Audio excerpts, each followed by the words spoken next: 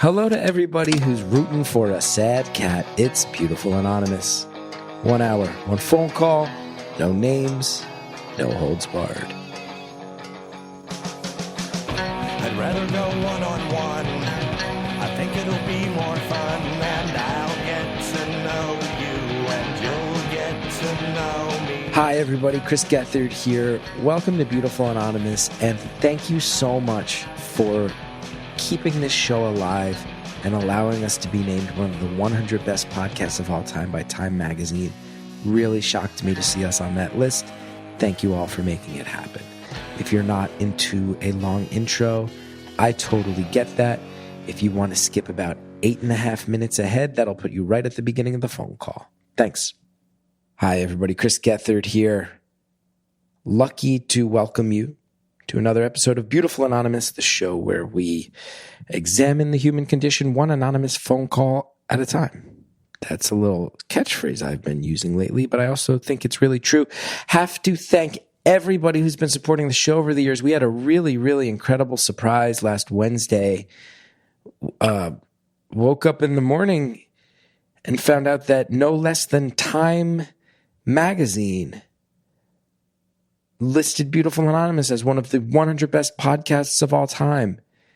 And the write-up for it was so kind and so sweet. And I just want to say it was really nice. Made me feel good. I know it made Andrea feel good. Jared reached out to me from the old days, so excited. And just have to say thank you to Time for including us. It's a list of podcasts that's really badass. We're up there with some heavy hitters. And specifically, I want to say to Shannon Carlin from Time, who did our write-up. If you hear this, it was very, very moving. I can't lie. Our show came out of the gate in 2016 with so much hype.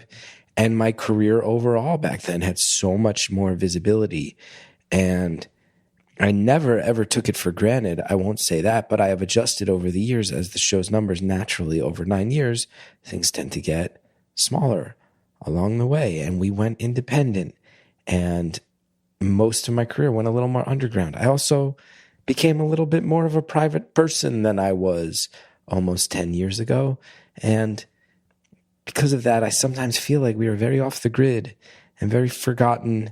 And I always try to take a deep breath, but Andrea will tell you that there are also moments where I think we sometimes see Beautiful Anonymous's impact maybe repurposed or borrowed by other shows. And I go, that's fine. We didn't invent phone calls, but there's some that really seem inspired by us. And I have done a really great job of making sure to not be bitter or have ego get in the way of the mission of this show, and say if other people are doing shows that even have bigger numbers than ours, where I feel like they're borrowing from us a bit, it's nice to have influence. It's a positive thing to leave your fingerprints in a way. So I do have to say, just on the level of just actual validation of having committed to this project for almost a decade of my life, a massive thank you. And I also just need to say very upfront that I think if there's one thing that write-up could have included about the show that it didn't, and I'm thrilled with everything that was in there. It's so flattering. It's so nice. But one thing that I will say is I will shout it till the hilltops until they pry this microphone out of my hand.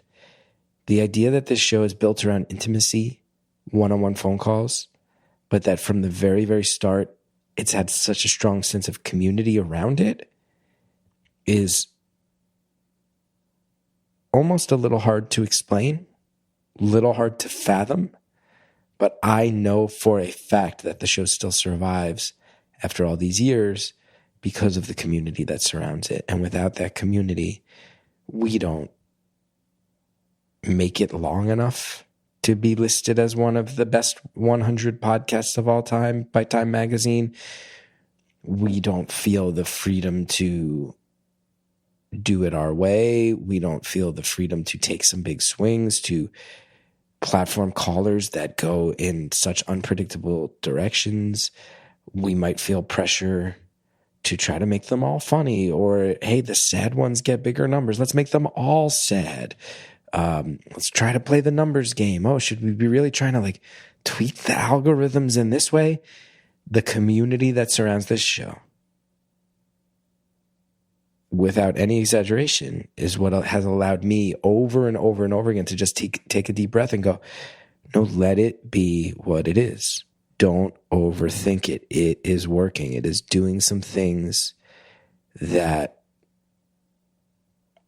other people couldn't pull off. They didn't land in this situation. And if you overthink it, over-strategize it, try to play the game, you will ruin it. But you can't shut out all of those pressures if you don't have just a strong community that has your back. So thank you all who have listened over the years for being that community.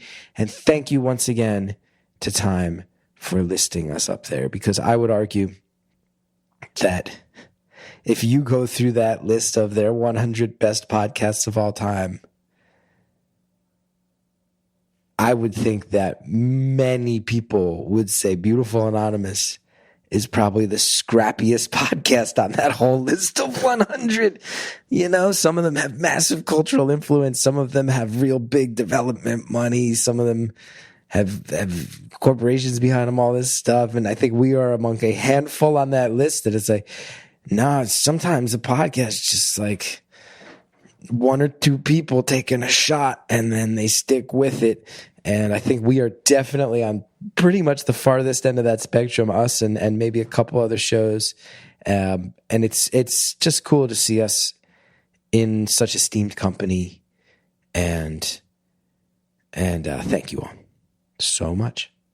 I want to just get one plug out of the way. I've got a big show coming up. I know I've been talking about it a lot to the people in the New York area, but it's a show where I'm bringing my variety show to White Eagle Hall in Jersey City. We usually do it at the much smaller UCB Theater in Manhattan, New York.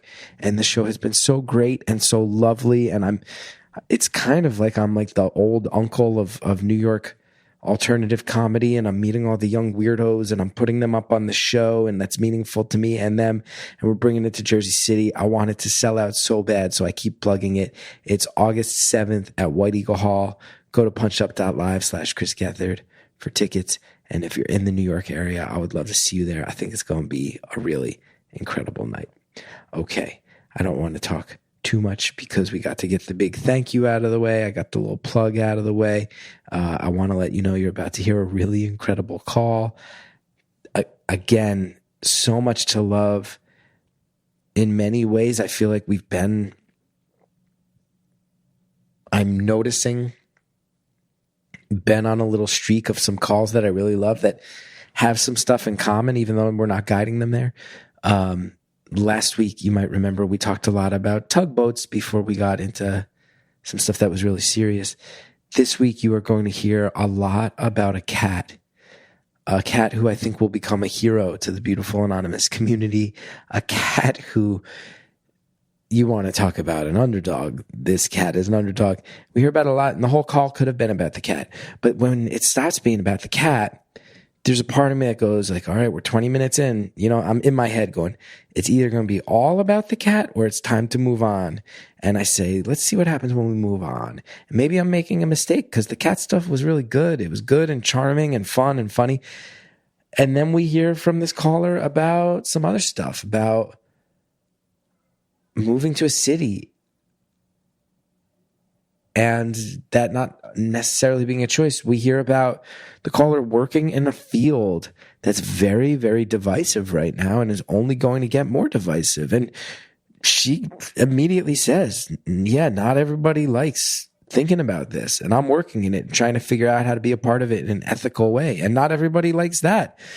And then when we hear about some of the caller's experiences with her health, she will drop a name that I would argue is one of our only agreed upon, like, instantaneous societal villains that affected people years ago.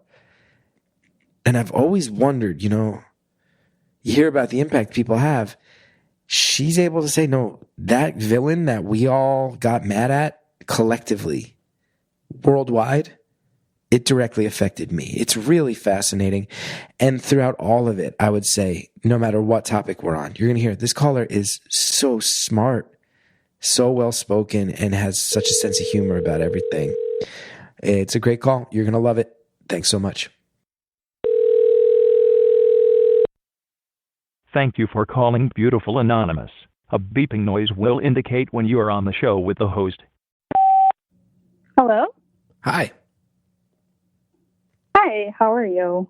I'm generally good. I'm a little frazzled. I've been running in 10 different directions this week between work stuff and personal life stuff, but I'm happy to have an excuse to just sit here and talk for an hour. That's exactly how I'm doing. How are you doing? I am also, I will say, frazzled between work and personal stuff, but excited and perhaps nervous to be here. I'm excited to have you. I think it's going to go great. Okay, thanks for the confidence. What would you like to talk about tonight?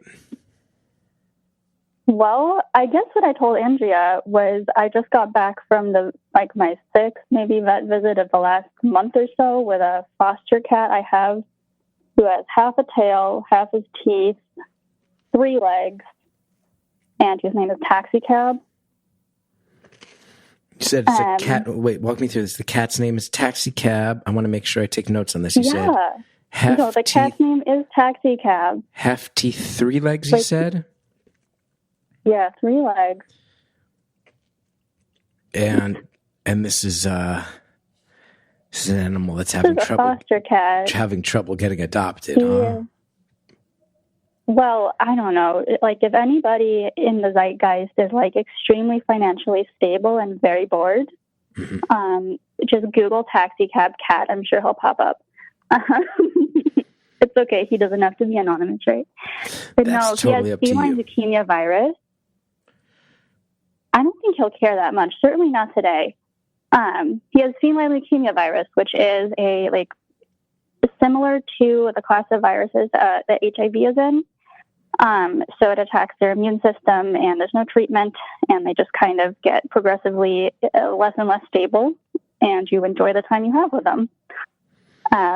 And I didn't realize I would be doing that with my summer, but that is what I'm doing with my summer. I'm enjoying the time I have with this crazy, kind of pitiful creature.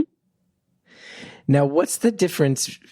At what point are you fostering this very, let's face facts, this cat has a lot of problems.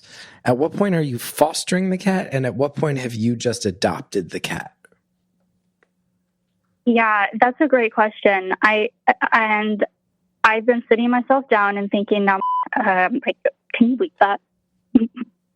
That was my name. Mm-hmm. Thank you. Katya. Thank you. How willing are you to start tossing a whole bunch of money on your credit card? Right now, I think what I'm doing is I'm running a cat hospice. And I think I'd prefer to do that with the marginal support of the lovely but very overwhelmed folks who are part of the foster organization.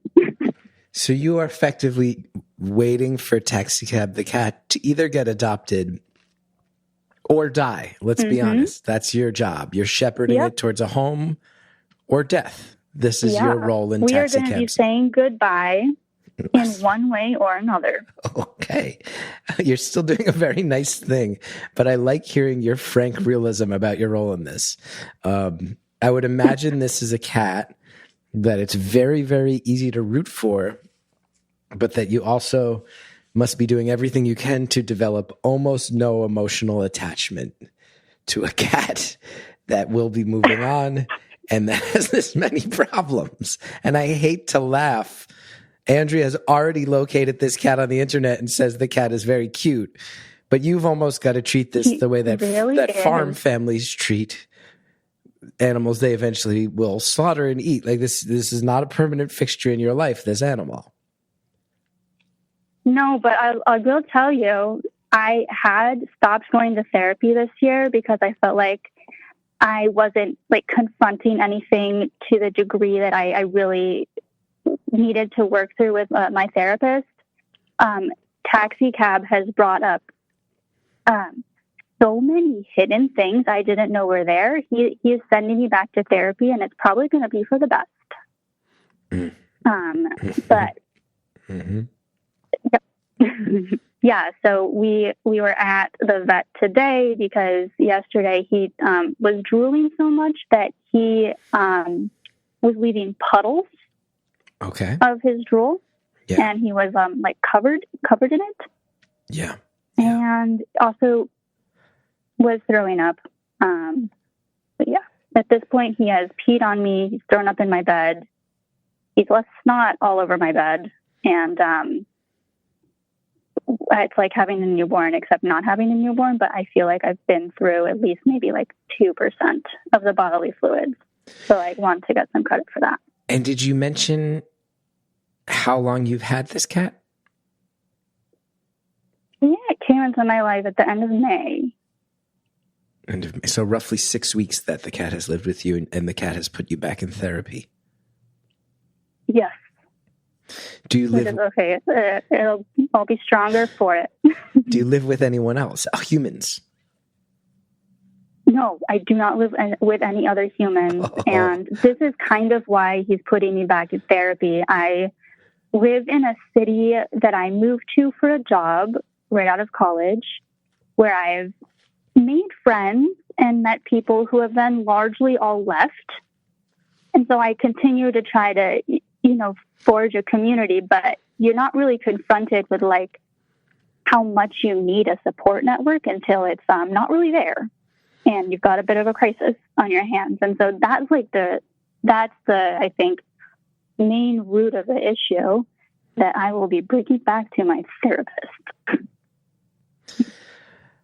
I also have to imagine that if you're living alone, there might be a chance that on occasion, if you choose to hit the dating scene, that it's normally maybe a convenient thing to say, hey, I live alone, so we could go back to my place, and that for the last 6 weeks. I would have to imagine, like, you can go back to my place, but you might slip in a pool of cat drool, and P.S. the cat has an extraordinarily sad story is not the best pickup line. I mean, I have a couple of comments on that. I 0% dating. Okay. Which is probably the more things to go back to therapy about. But I do have a friend who's visiting who has some allergies, and I've been trying to figure out how in the world to make that pleasant because I live in a studio. Mm-hmm.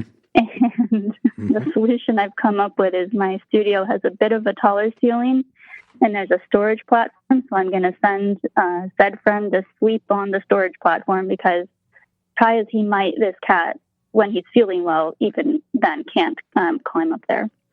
You're going to make a human friend sleep in an elevated storage area to avoid your foster cat. I mean, I slept up there for like 4 years. So I think someone can do it for a couple of days. So is this more of like a loft, or is this like a You can windowless... kind of crouch up there. You can kind of crouch up there. Man. But I mean, I just put my bed up there because I didn't have a bed frame when I moved in, and I was like, well, this is convenient. I don't have to get one. And then I just kind of stayed up there for years. Wow. Well, I applaud you for doing the right thing and helping an animal in need, although I am very sorry to hear about its massive inconveniencing of your everyday life.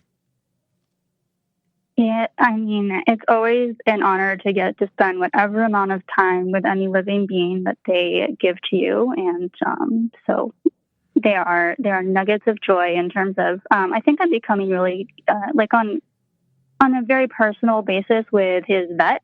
He's a pretty cool fellow. So, bringing cool people into my life.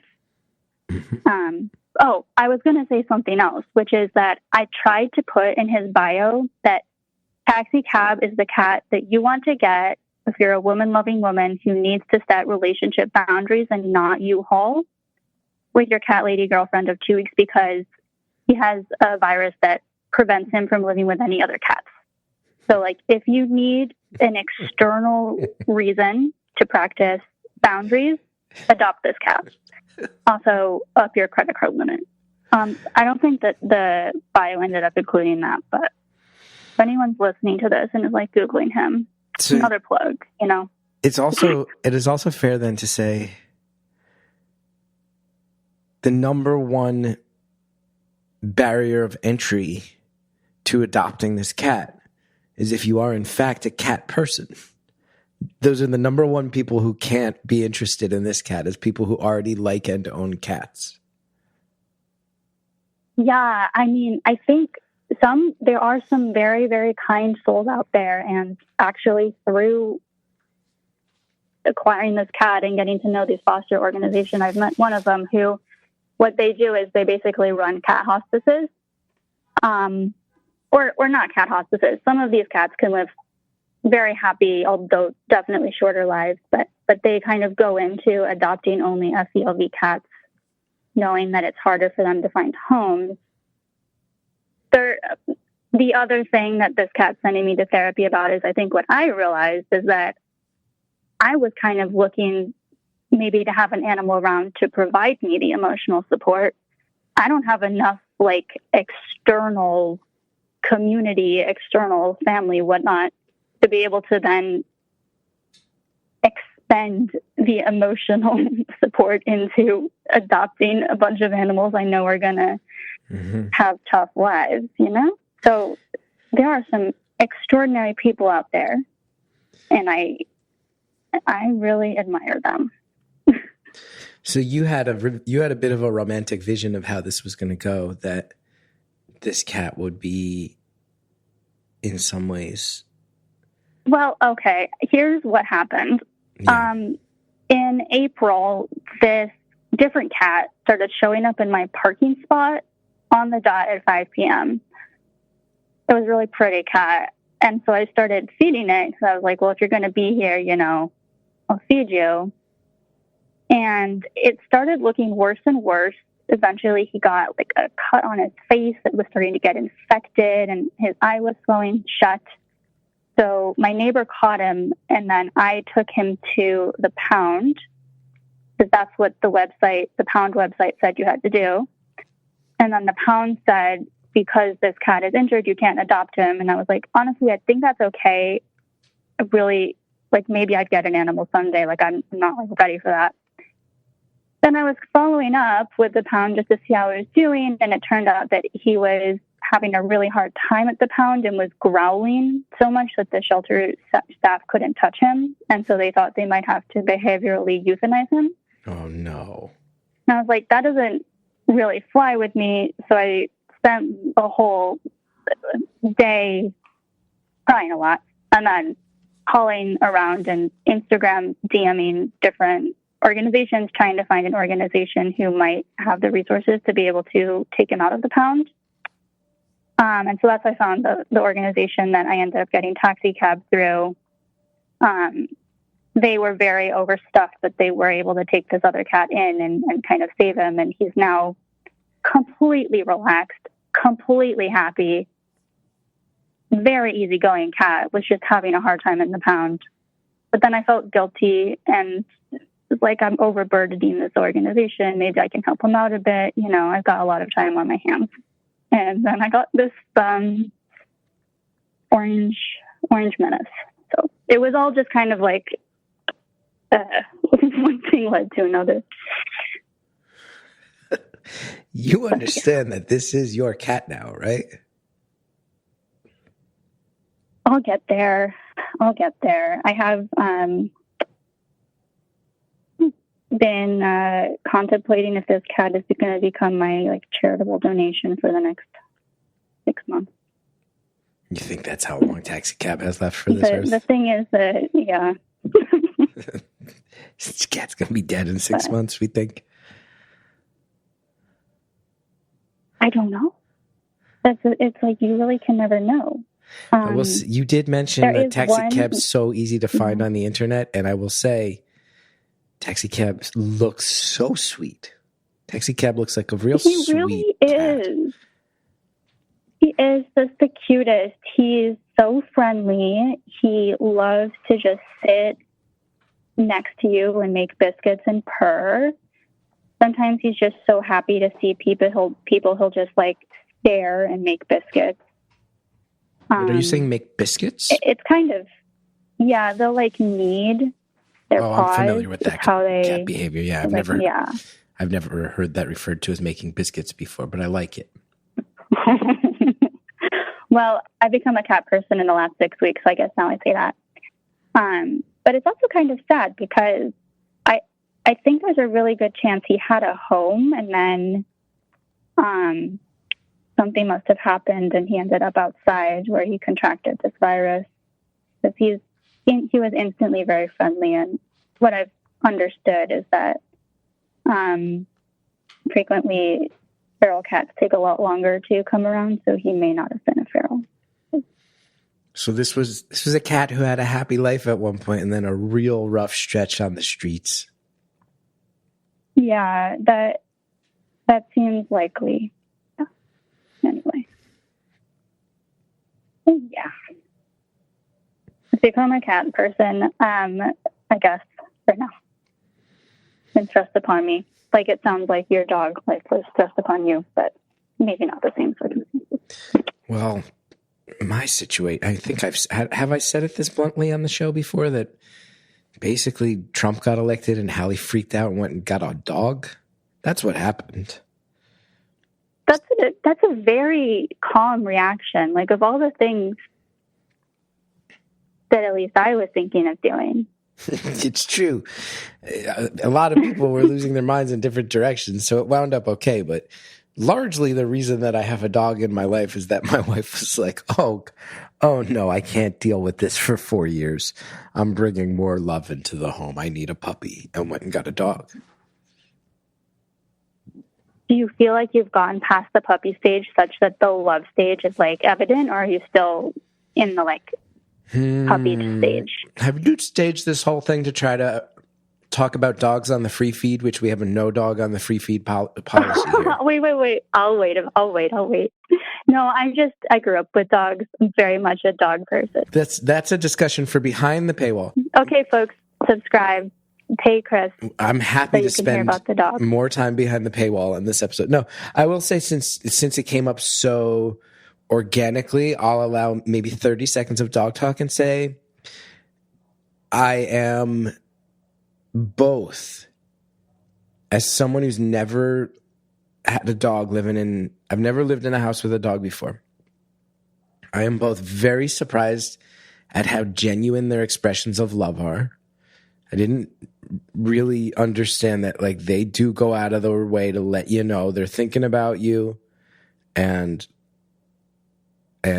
you know, when I was sick the other week, he could sense something was wrong and was giving me lots of cuddles and hugs. That's nice.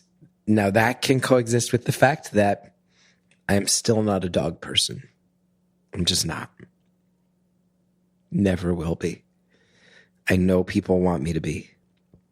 People have been listening to this show for years predicting that it will happen. I'm pleasantly surprised at what the experience is.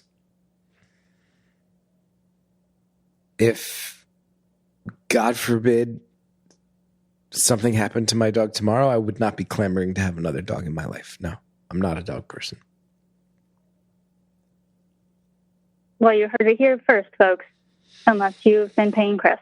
Yes, and if you want more discussion of my relationship with the dog, you're going to have to cough up some money and subscribe at beautifulanonymous.com. Thank you for your support. Who are you when you're not tending to the world's sickest cat? We're going to pause right there, and I'm going to tell you the answers to this question will surprise you. They surprised me. You'll hear about that and more when we get back. Right now, like right this moment, there's headlines everywhere about data breaches, about regulatory rollbacks, all sorts of things that are making people like you and I vulnerable. You got to trust me on this. You don't want all your info floating out there online. There's people out there trying to make money off of it, and it puts you in all sorts of compromised situations. But you can do something about it because Delete Me is here, and they make it easy. They make it quick, and they make it safe to remove your personal data online. Delete Me knows that your privacy needs protecting. You can sign up and provide Delete Me with exactly what info you want deleted. Their experts take it from there. I have been using Delete Me for a long time now, and there have been so many situations where I'm happy to do so. Probably my favorite thing about Delete Me is that I get regular privacy reports. Every few months, you get a personalized privacy report, and you can go through it, and it shows you lists of sites. It can show you which ones hold your info, which ones they scrubbed your info from, which ones tried to add it back in, what they removed again. Point being, it is not a one-time service. They are always out there working for you, monitoring and removing the personal info you don't want on the internet. And I'll tell you, I used to be a very public, open person. I'm much more private now. Some of that's because I have a family. Some of that's because I'm older. Some of that's because I've also sadly run into some very specific situations where I have come to see the danger in putting all your info out there for the world to see. It's kind of part of the gig of being an entertainer in this era, is that open access. But I've had situations that felt unsafe. And I will tell you, Delete Me has made me feel more safe. And especially in the era since my son was born, to know that there's people out there protecting my info, protecting my family's info, making a real honest effort to make sure that these bad actors can't be selling my info, man, is that a huge weight off the shoulders. You'll also, if you read the news, there's all sorts of data breaches, the Coinbase data breach, hackers out there, and they wind up with names, addresses, phone numbers. They wind up with people's social security numbers, masked bank account numbers. These data brokers can vacuum up tons of this data and start trying to make money exploiting it. It is not good. And thankfully, Delete Me is out there and can help remove it from those sites, help keep your info from falling into the wrong hands, take control of your data, keep your private life private. Sign up for Delete Me, now at a special discount for our listeners. Get 20% off your Delete Me plan when you go to joindeleteme.com/beautiful. Use the promo code BEAUTIFUL at checkout. The only way to get 20% off is to go to joindeleteme.com/beautiful. Enter code BEAUTIFUL at checkout. That is joindeleteme.com/beautiful. Code is BEAUTIFUL. I am not somebody who worries about trends. I never really have been, especially as a middle-aged guy right now, but I will tell you what I am about. Clothes that fit right, clothes where you can reliably feel like you're looking your best, clothes that actually last, clothes that are made in a way that you can trust was done in an ethical fashion. That is why I keep coming back to Quince. Their lightweight layers and high-quality staples have become my everyday essentials. Quince has the kind of stuff you will actually want to wear on repeat, like breathable flow knits, polos, crisp cotton shirts, comfortable lightweight pants that somehow work for both weekend hangs and dressed up dinners. The best part, everything with Quince is half the cost of similar brands because they work directly with top artisans. They cut out the middlemen. Quince gives you luxury pieces without the markups, and Quince only works with factories that use safe, ethical, and responsible manufacturing practices and premium fabrics and finishes.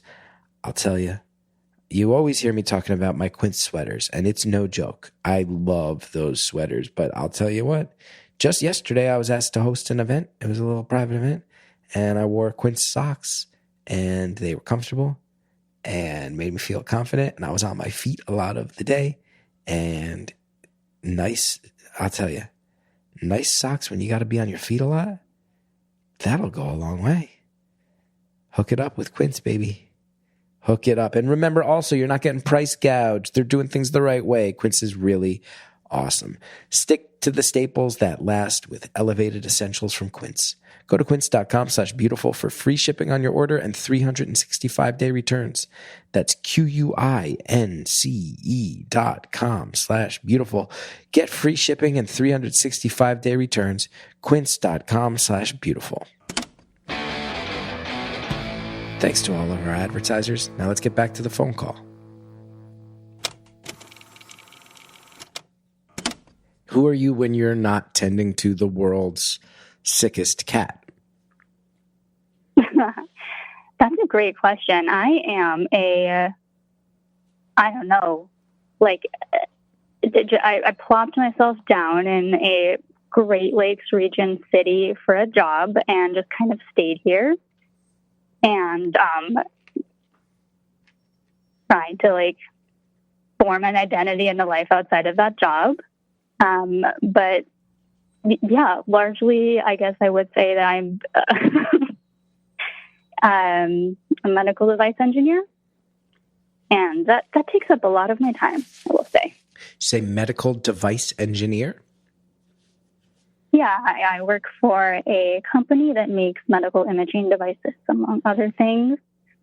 But I guess I'm in kind of an interesting little niche, because I'm working on projects that are bringing machine learning and AI onto the device and using that to improve how medical professionals interact with the device, use it, and ultimately, we hope, improving patient care.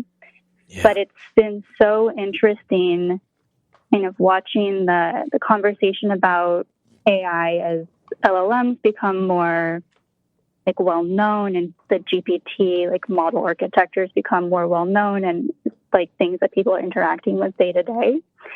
And like I'm fully skeptical and on board with a lot of like anti-AI sentiment that people have been kind of bringing up into the zeitgeist. But then it gets a little bit more nuanced when you think, okay, how does that apply if you're working in like a very specialized field? Like when does adding additional machine learning and AI into a very specific part of a imaging device help versus hurt? The company isn't necessarily thrilled to spend a lot of time thinking about those ethical questions. It is something that we do. And that's been on my mind a lot. You're talking to the right guy on this one, because I was really active in the Writers Guild strike, which I think was one of the first very public pushbacks against AI, looking back on it.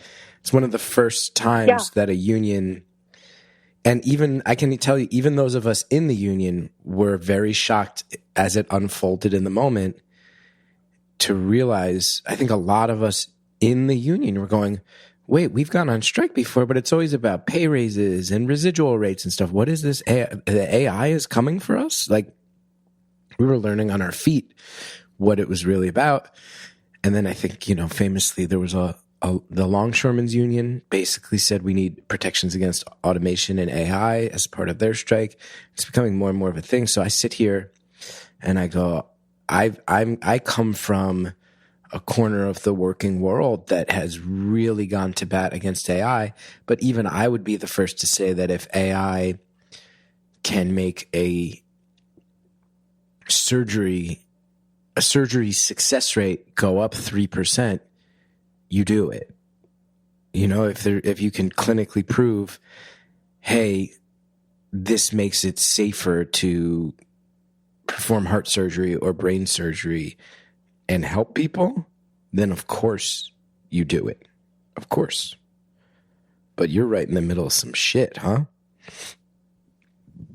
It's interesting. And like the question of how can you prove that the outcome that you say, you're claiming that your deep learning algorithm will bring, can you like prove that across all different patient demographics, populations, geographic locations, social determinants of health, which influence certain presentations of illness? Like, it gets pretty complicated pretty quickly. There have even been studies showing that within sites, you can predict the race of a person just from a chest x-ray. Like, you shouldn't be able to. It's just a chest x-ray.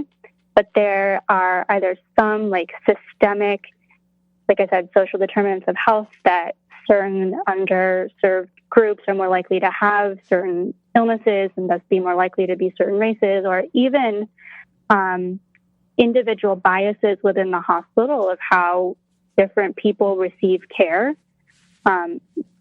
All those things can be picked up on and be used to predict someone's race, even just from an image. So it gets pretty complex pretty quickly. And as a cog in a large company, there's only so much that I can do. But everybody on my team is aware of this, and we are really trying right now to design the systems that we follow and the best practices that we follow to make sure that we are doing our due diligence with the models and algorithms that we control. But yeah, I am thinking the strikes that your union and you were participating in might have been kind of one of the first catalysts of bringing more attention to AI in terms of how it interacts with more mainstream life. If I'm understanding my timelines right. Anyway, totally on board with what you and your union have been saying and doing. It's like the classic engineering problem of, should you not develop the tool, or should you hope that society is going to know how to use the tool well, right? Yeah. But this time with even more broad impacts than weaponry, etc. Right, because, right now, I think on the entertainment end of things, which is, let's first of all say, far less important than what you're talking about. We'll get to that. But I sit here and I go, we're already starting to read articles that there are effectively AI. There's people out here running AI, telling AI to write pop songs, and some of these pop songs can get put on streaming services and become really popular before anyone realizes it was written by an AI. And I would argue that no matter how catchy a song would have to be the catchiest song in the world to justify, hey, this was written by an algorithm that spat out 7,000 songs in 2 days. I think anyone who learned that would go, oh, I fundamentally probably don't like this song as much as I thought I did if I knew that. So that's that dark, dystopian, dehumanizing side of it. Also, this is a show where, by the way, we have interviewed multiple times a man who has now written over 30,000 songs, in a way, almost being the human version of an AI. For anyone who has listened to my multiple conversations with our friend Matt, who has written all those songs, you have heard I have often struggled to go, wait, are you writing songs to aim for greatness with the songs? Is this a commentary on the ability to manipulate algorithms and streaming services? His answer has kind of always been a joyous yes to all of the above, but now they're really doing it. And who wants to do that? Who wants to find out, oh, I'm really loving this song. Oh, it was written by somebody who pushed a button and walked away from a computer and doesn't care about it, nor should I.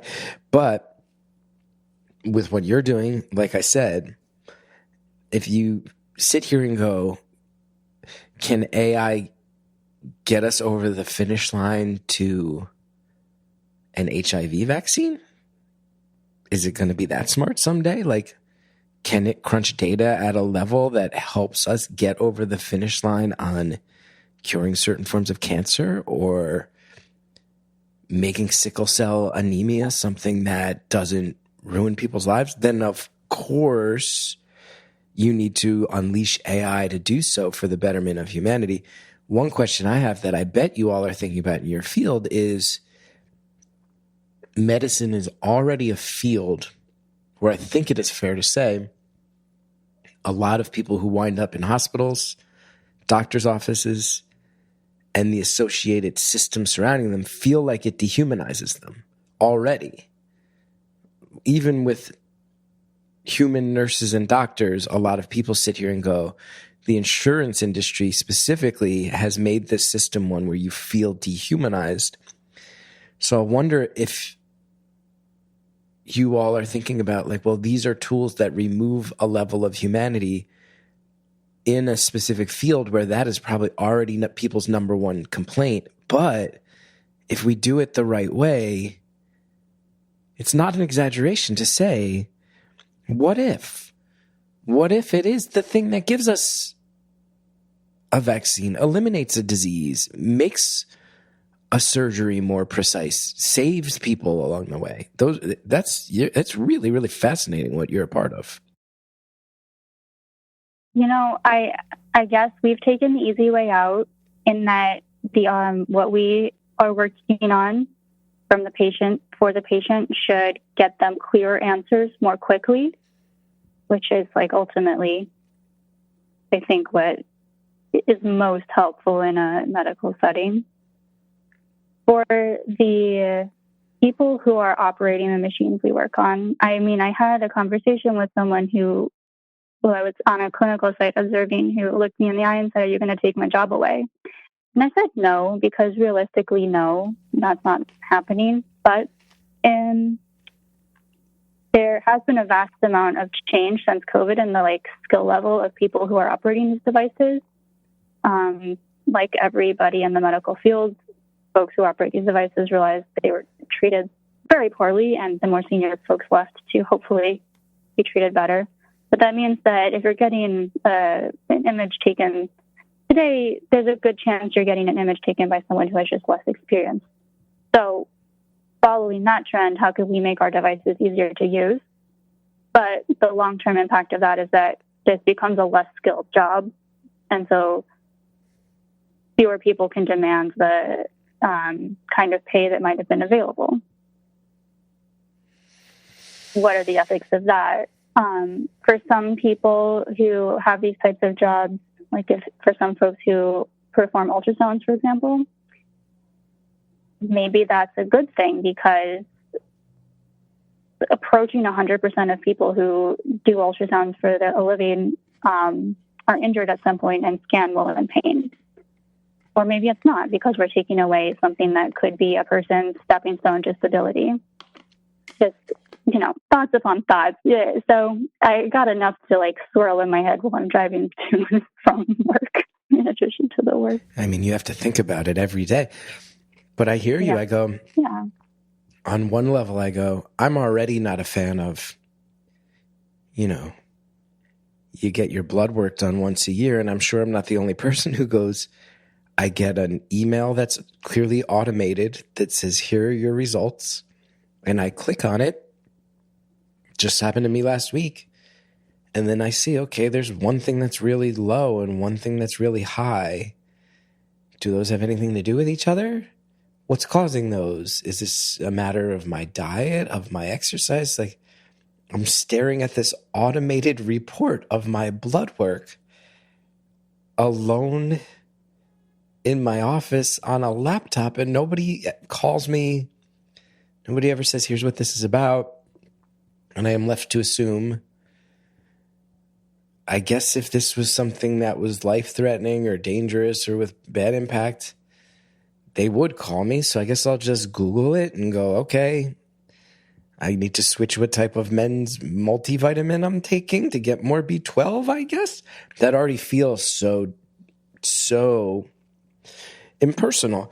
But there's a world in which the stuff you're working on might make that more severe, but it also might go, well, if the machines can get the data ultra precise, maybe the role of humans in medicine becomes more about, you now have more time, bandwidth, energy to avoid the burnout and connect with people along the way, because the machines are doing a lot of the hard work. In a perfect world, you'd like to think that AI is a technology that won't put people out of work. It's a technology that will adjust people's work so that we can find more ways to connect with each other, right? In the medical field, I bet it goes, well, if we can help nurses and doctors find out more quicker, heal people sooner with more efficacy, and free up more of their time and attention and ability to connect with their patients, beautiful. In entertainment, it's like if AI is a tool so that creative people can spend less time researching, for example, and more time actually being creative. Beautiful. The fear is it's Terminator 2. 3 years from now, we're all living in Terminator 2, and the robots are marching towards us, and everything's on fire. Yep. And like, I guess going back to the, do you not make the tool? Do you shut down the tool and make it not available, or do you try to trust that society will use it ethically? Yeah. I don't know, but what I can do is I can make high quality. The features that I work on will be high quality, and I will do my absolute damnedest to test them across all the demographics and stratifications that I can. And I don't know if this philosophy will get me very far in the company, because at some point I end up in rooms where people are like unironically quoting Jeff Bezos, but you know, it's, oh boy, it's all right for now, and it's interesting for now. Mm-hmm. Now, I also, when we were discussing your cat roommate earlier, you mentioned you're not dating, and you had a bit of a self-deprecating joke about that. You mentioned a few times that you sort of randomly wound up in the city that you're in for the job, indicated a little bit that it might be a little bit of a lonely experience. If I'm putting words in your mouth, please correct me, but that's kind of the vibe I picked up. And I do sit here and go, I wonder if working in a field like this can further those like, do you feel like that's furthering that, or is that just all like you just haven't found the right fucking, you know, bar trivia night or pickleball league or whatever to meet your crew yet? Yeah, I mean, I think it's a pretty classic young adult, whatever I am, situation. I will say I came from a large city where I was used to like trains and public transit, and then I went to school on the East Coast, and then I plopped myself down here. And 2 months in, we had a team bonding event where everyone was plastered on beers on a boat by 9 a.m. And I was like, oh wow, I'm in Kansas. I'm not in Kansas, but you know the like Dorothy quote, I'm not in Kansas anymore. That's how I felt. So you're just culturally on a bit of an island. You're not looking to get messed up by 9 a.m. No, but I mean, so I took the job because my kind of like narrative arc has been getting diagnosed with something called Wilson disease at the age of 13 in acute liver failure. Whoa. About 6 years after I had acute kidney failure. So my like two truths and a lie is I've had heart, kidney, and liver failure. Pick which one I haven't had. But anyway, and Wilson disease is like treatable, but at the time I was diagnosed, the medication to treat it was still under patent by Valiant, which is that HIV drug price scandal, Martin Shkreli guy. So wait, you were affected by that fucking guy? Yeah, that guy actually kind of has determined the course of most of my life, and the reason that I'm sitting here with this cat right now. Martin Shkreli, you're one of the individuals, because for anybody who's like, wait, I vaguely remember that name, that was the guy who was kind of, he came off as one of these like angel investor-y sort of tech guys who had a ton of money. He famously bought that Wu-Tang album that they only sold one copy of, but he even more famously bought the patents on a bunch of medications that were life-saving medications for people and increased the costs sometimes by, if I'm not mistaken, like 1,000-fold. No, you're correct. Yeah. And you're one of the people who had the human cost of that Martin Shkreli bullshit. That is exactly what happened. And he came off like such a dick. Every time he gave an interview about it, he came off like a dick. He really did. I think his hair looks greasy. I can't speak to the greasiness of his hair, but it was like he came off. You want to speak about like a dehumanized situation. Like he came off like no humanity. Just like, hey, how are you going to buy up life-saving drugs and charge people 1,000 times more than they're used to paying? Literally 1,000 times more. It's wild. Yep. No, that's true. I was like a very young person with a very tangible number on my head of how much money it would cost to keep myself alive should I become uninsured or not insurable, because I mean, the ACA passed in 2012, but I was diagnosed before there was the provision to prevent insurance companies from denying people with pre-existing conditions. So all of that really scared my parents.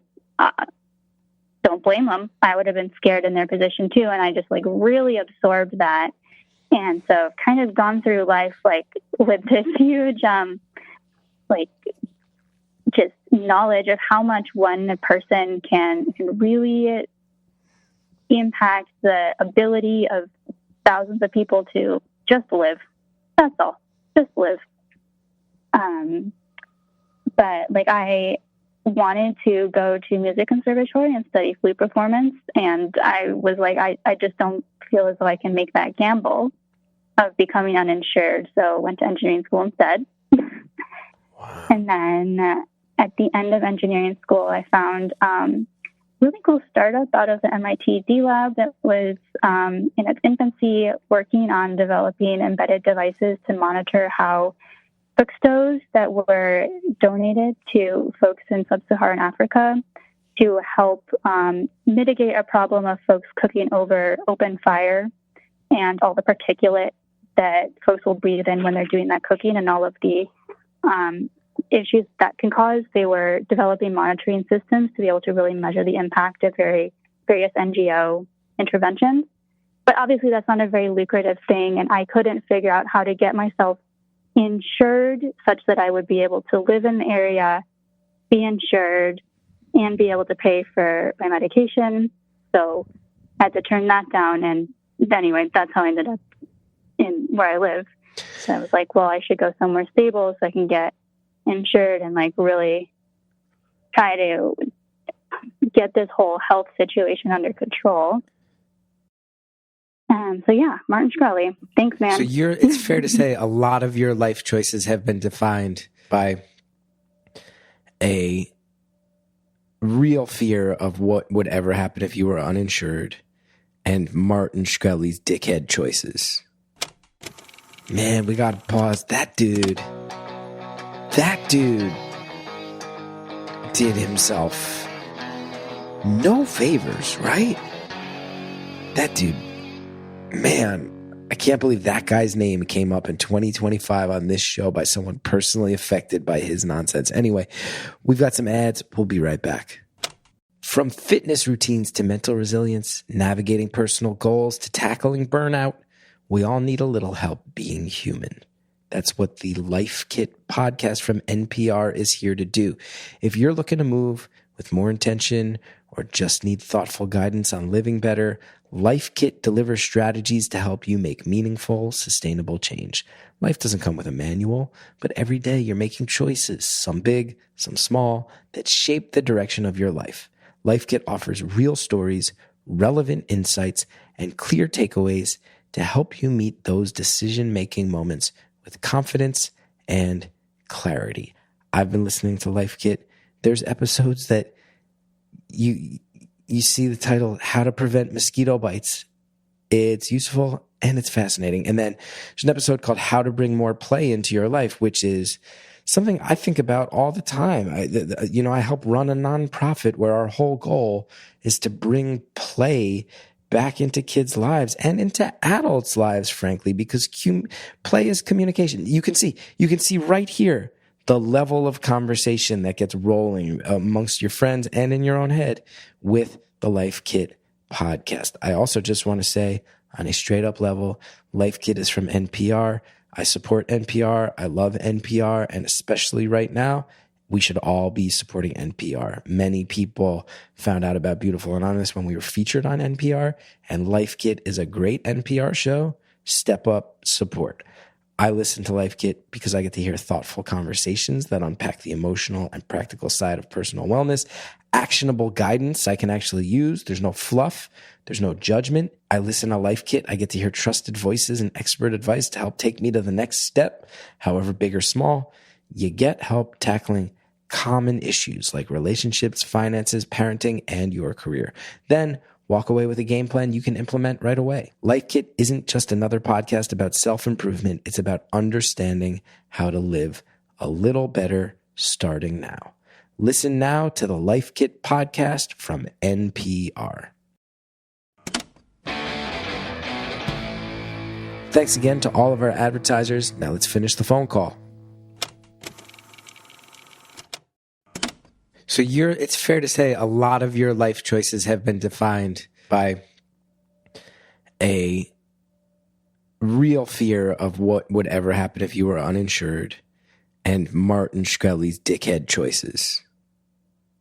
Yep. And I mean, my heart is breaking right now for everybody who's getting kicked off their Medicaid. And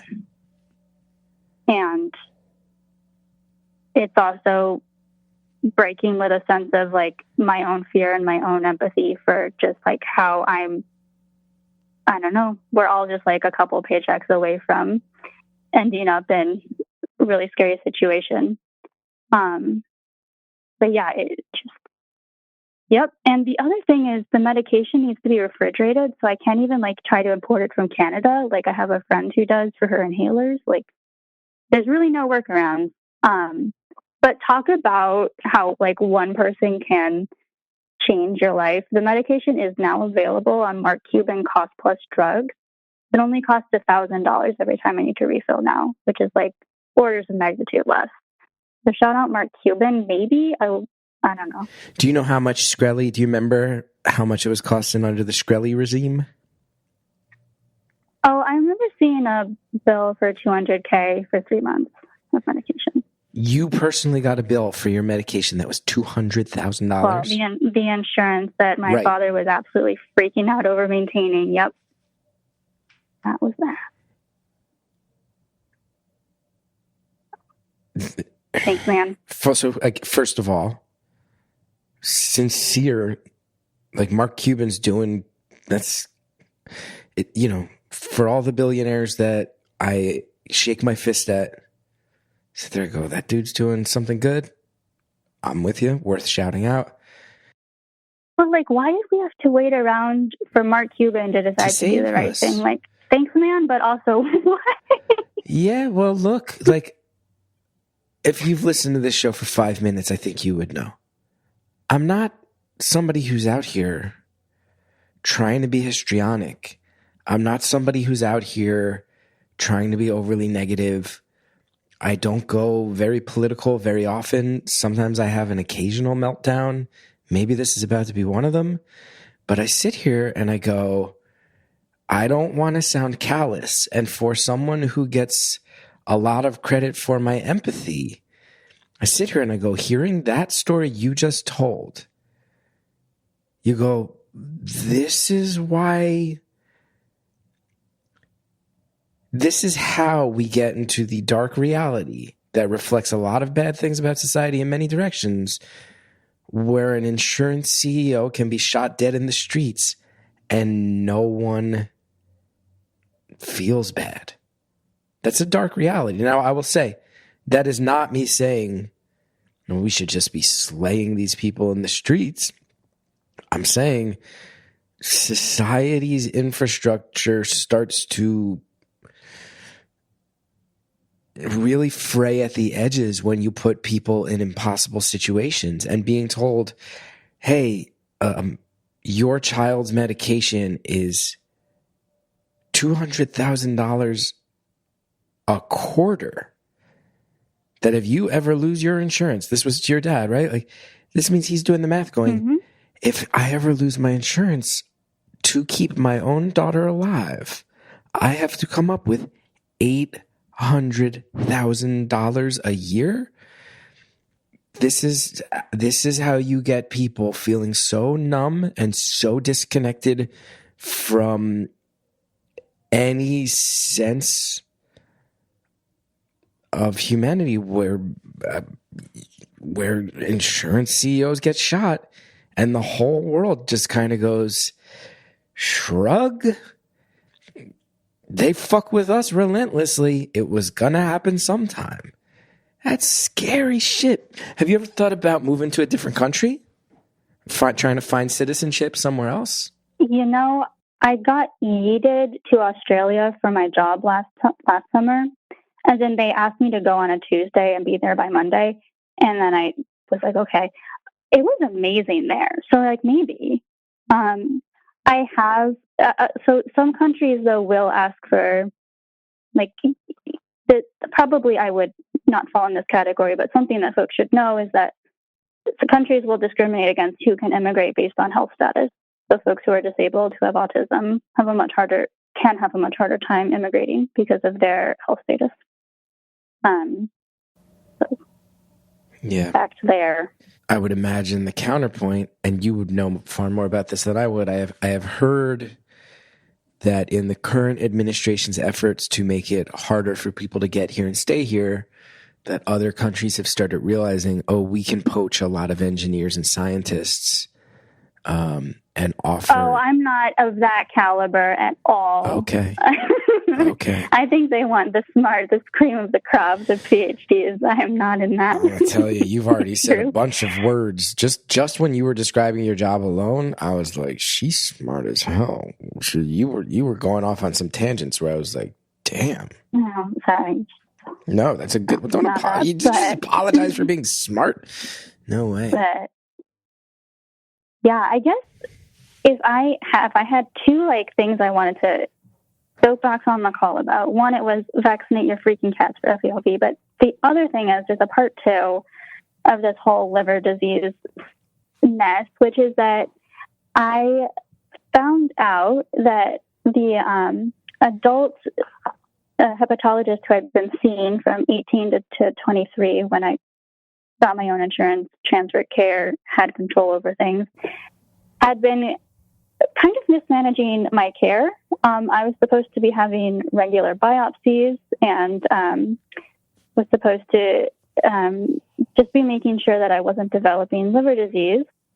That wasn't happening. So I moved to this new city, transferred care. New hepatologist was like, I think everything's fine. Let's do a liver biopsy.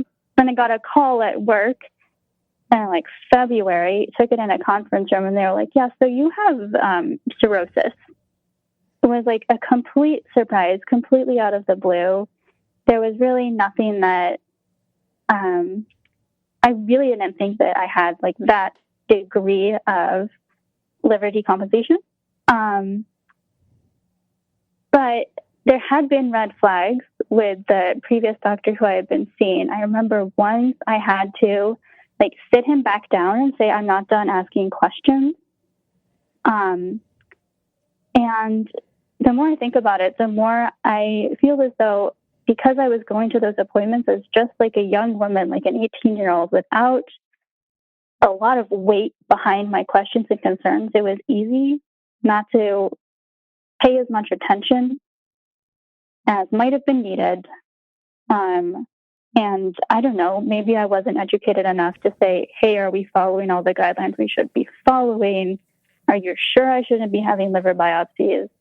But it was just such a absolute wallop and like punch in the face to find out like, okay, not only do I have to figure out how to get this medication for years, but also now I have to get endoscopies every 3 years because when you have cirrhosis, you can get varicose veins that burst and then you bleed out through the mouth.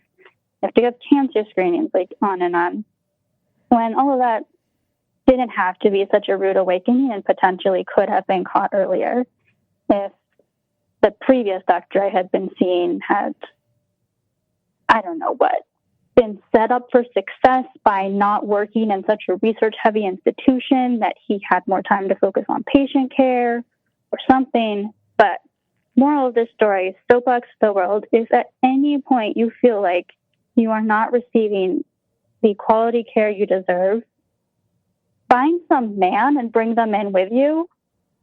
Start sending an agenda of questions to your doctor saying before the meeting, before your appointment, saying, this is what I would like to discuss.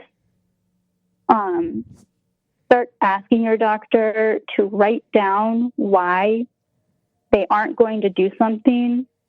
And find someone who you can cry to a lot so you can get all your tears out and get your inner strength to just make sure that you and your community can advocate for you, because that was such a rude surprise. Like, such a rude surprise. And I didn't want to be crying in a conference room in front of the whole office either, but yeah, I was. That was both extraordinarily generous to refer to that as just a rude surprise. Like, that's negligence, that's malpractice, that's something that could have killed you. And also, that was one of this show's greatest moments of someone just going off in a way that was earned. Wow. And that I love hearing. And it also does strike me, you've mentioned a few times, sort of like, oh, and I wound up with this job and wound up in this city. But there is a part of me that can't help but note, you're now also working in a field where, is AI going to put doctors out of work? Well, doctors like that, it's going to put out of work. Like, you're now working in a field where AI is not going to miss the cirrhosis. AI is not going to be lax on telling you what you need to have happen every year.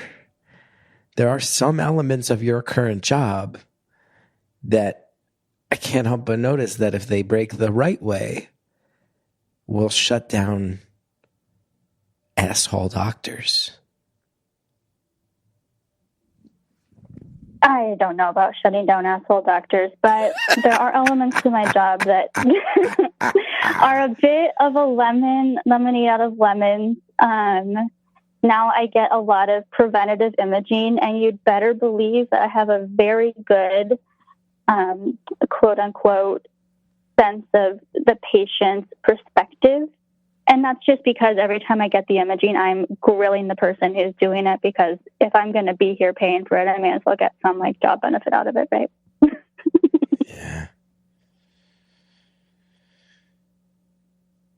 Do you ever pick up the flute anymore?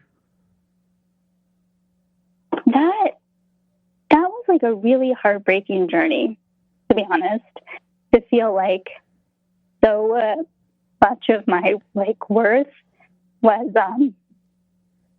beholden to the way that we've set up the world that we live in, that I did not at the time, and I'm still working on it, figure out how to navigate things gracefully enough that I could keep holding space for playing the flute in my life. But I did also play the piano, and I have recently started picking that back up again. I'm not trying to pry too much, but did I get the sense that you got choked up a little bit there talking about the flute? You did, yep. Do you have to ask? I mean, we've talked about some horrifying medical journeys. We've talked about medication bills in the 6 figures, watching your parents feel stressed because of that, the loneliness of being in a city where you haven't found your people yet. We've talked about a cat that has the feline version of AIDS, I believe we said, or HIV. I don't want to misspeak. The cat also has 3 legs and half a tail. None of those things made you cry. But the flute made you cry. Yeah, I guess so.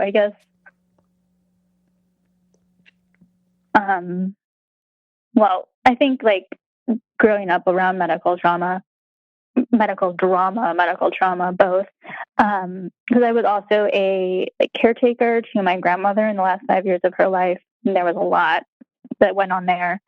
I think you just kind of get a wry sense of humor, I think if you talk to anyone who's been around enough medical mess, there's going to be some real dark jokes happening, and you're all just going to kind of move through it.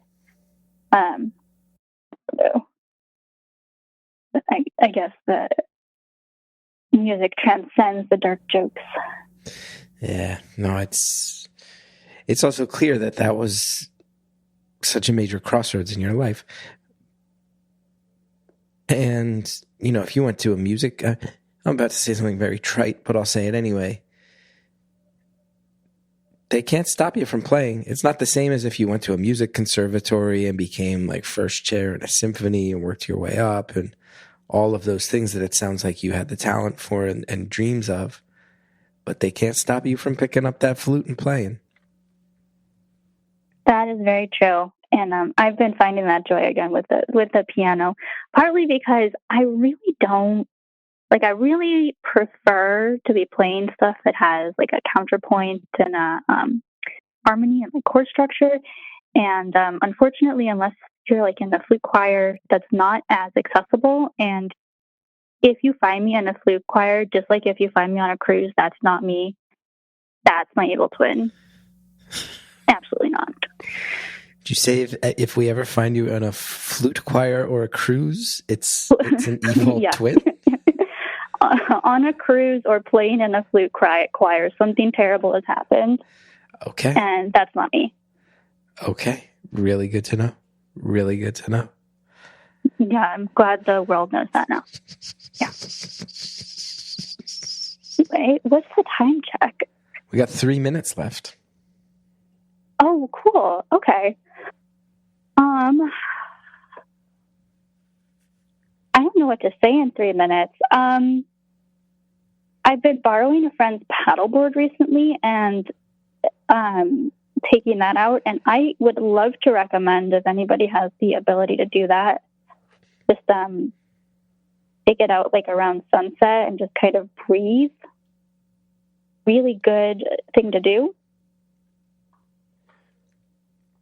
I'll also tell you this. My wife has taken our dog on a paddleboard a few times, and he likes being on the paddleboard. And it's very cute, but we don't talk about the dog on this side of the paywall. We don't do that. But I'll definitely, in roughly 2 minutes and 23 seconds, happy to talk more about a dog on a paddleboard behind the paywall. But you got to pay for it. I may have a follow-up question on that. But again, folks, you got to pay Chris. I like the idea that you're finding a physical activity that brings you a lot of peace. Yeah, I mean, I'm a Great Lake girly. Yeah, it's really nice. Yeah, I guess the other like thought that I've been having that I'll just put into the zeitgeist because I've been biking a lot and there have been a lot of bugs is like how many bugs do you have to inhale while you're exercising for that to be like a protein bump that's like consequential enough that it would alter your workout and improve it in some way. Someone will have the answer. Has this been studied? Someone will have the answer. All right. I would love to know. Yeah, it's a really surprisingly gross note to end on after all these different directions we've gone in. But I'm glad that we went there. And I'm glad we had this conversation. I'm glad that you're taking care of that cat.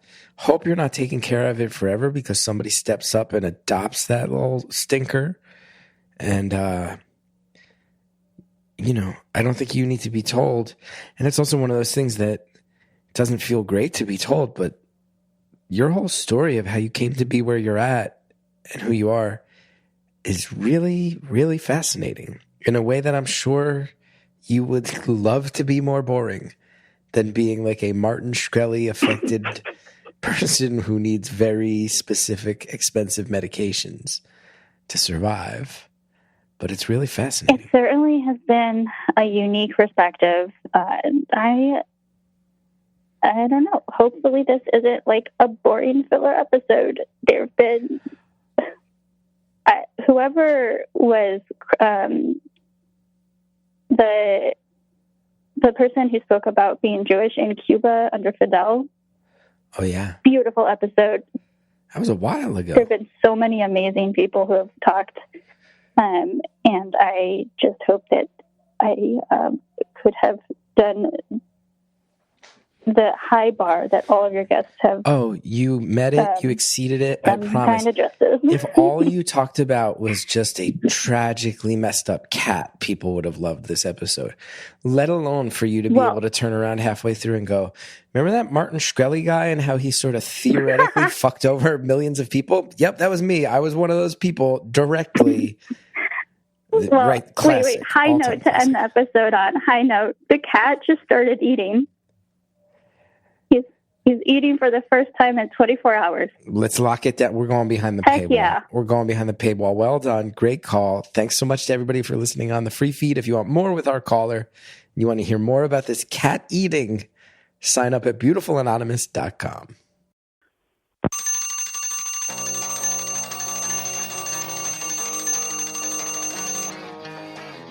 Caller, I can't thank you enough. That call was really, really good. Really fascinating. Flew by. Thanks for telling us about the cat and about you.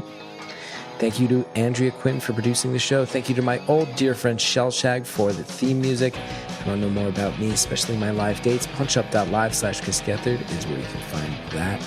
Remember, we are on Blue Sky now, chrisgethard.bluesky, not Twitter. We have voicemail, 973-306-4676. We're on Instagram at Beautiful Anonymous Pod. Sign up at beautifulanonymous.com for more out of every episode and ad-free episodes. Don't forget about our Facebook group, Beautiful Anonymous, the community.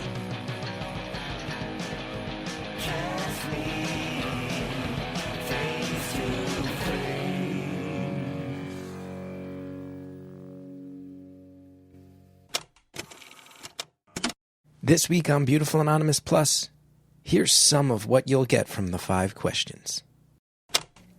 Growing up, my dad and his friends started a website where they only posted phyllo dough recipes and also made videos about it. So phyllo dough was like a big part of our diet. And I'd like to recreate some of those. Yeah, why not? I'm just going to make sure that I fully heard what you said. Your dad and his friends had a website that was nothing but videos of phyllo dough and recipes for it? Phyllo dough recipes. Yep. Who was responsible for being the webmaster? Was your dad the webmaster or was one of his friends? No, he did the website. Did he write the HTML? Don't forget to sign up for Beautiful Anonymous Plus at beautifulanonymous.com.